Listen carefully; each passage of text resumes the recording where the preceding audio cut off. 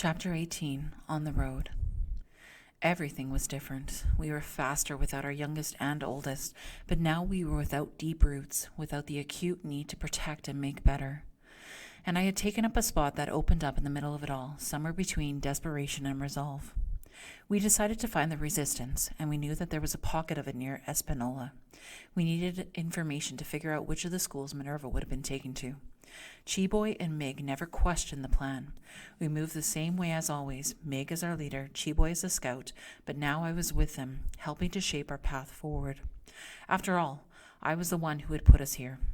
It was a burden so heavy I could barely sleep at night for lack of breath.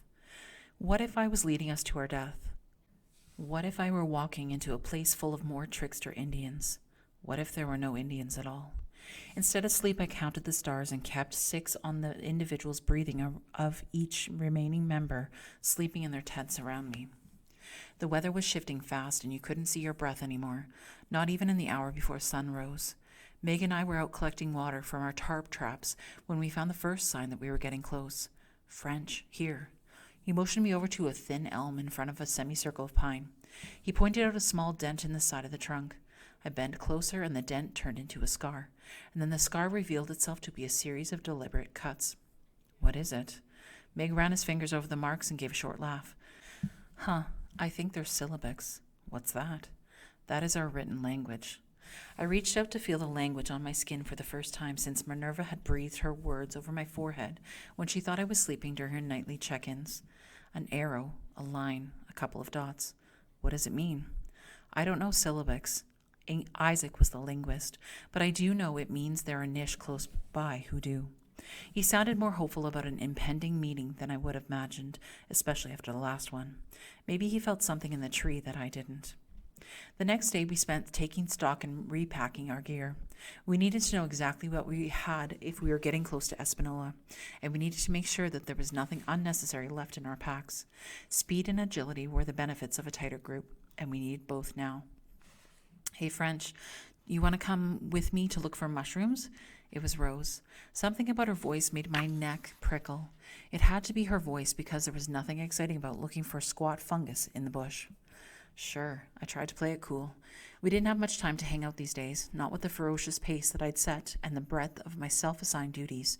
Moodiness, anxiety for the safety of every person, insomnia.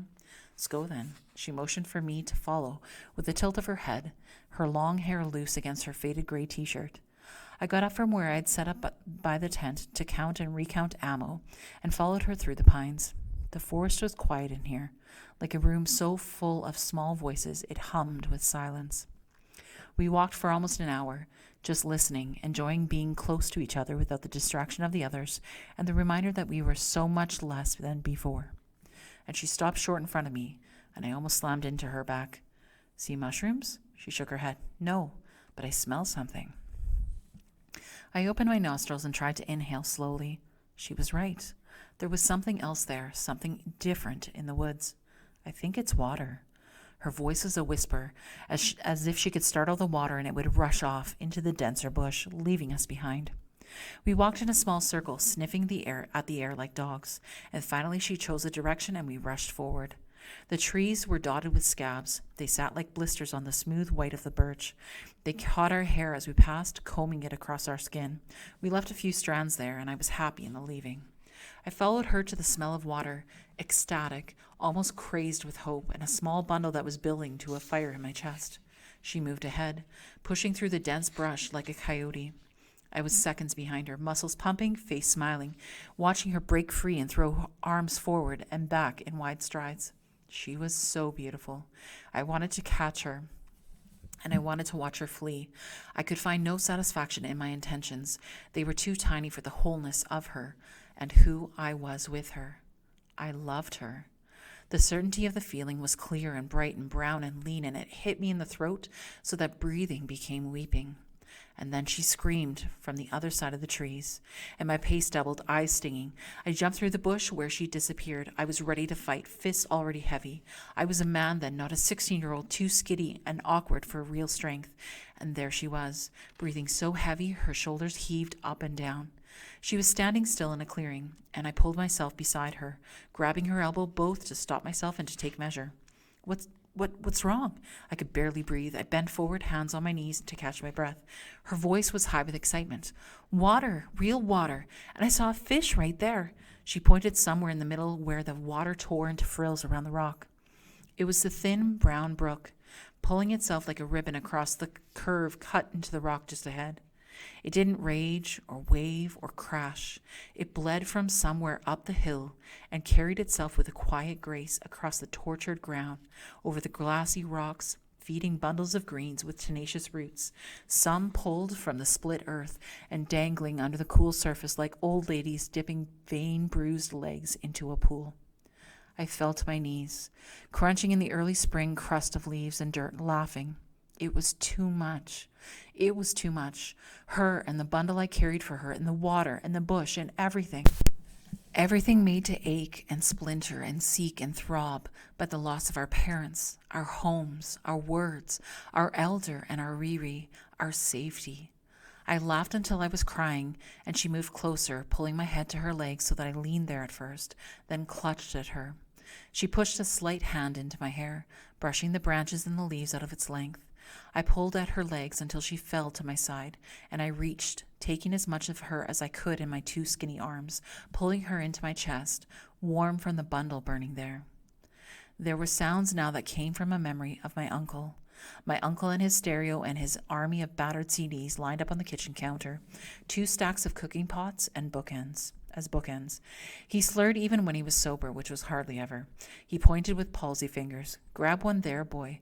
And he dropped his arm and he took a swig of a brown bottle. "And make it a good one, by the Jesus." He growled before taking another swallow. Mom and Dad were back in the house still, trying to figure out what was going on. They'd sent me and Mitch to our uncle's cabin out by Huron, since there were whispers of danger and missing kids. I was young enough to remain silent most of the time. Mitch was old enough to be loud, so Uncle preferred my company. Even now, Mitch was running wild with her cousins somewhere outside. I grabbed a thin plastic case from the middle stack, the way Uncle had taught me to choose a card when presented a fanned-out deck, and I hoped this one was a good one he'd asked for. I carried it to where he sat on a low stool with his bottle and belly fighting for room in his lap. He took another deep gulp and wiped his lips with the back of his hand, setting the empty bottle on the ground by his feet. "Let's see here." He took the CD from my hands and struggled to focus on the cover. "Ho ho," he smiled real big, and I released my breath. "Oh boy, you some kind of seer or something?" He lowered his gaze to my face like a lion stooping to smell a daisy, and I shook my head. "I think you must be. This here?" He held up the case so I could see a bouquet of hands reaching for the sky or each other on a pink background with white letters behind them. "This here is exactly what we need." He took 2 tries to get to his feet and then took a minute to unplug some things and plug in others, then finally the stereo whirred to life. He deposited the shiny disc, pushed some buttons, and picked his selection, then turned to face me where I'd taken his spot on the stool. He closed his eyes and straightened his back up against the counter and waited for the music to begin. Pearl Jam, real tradish, these boys.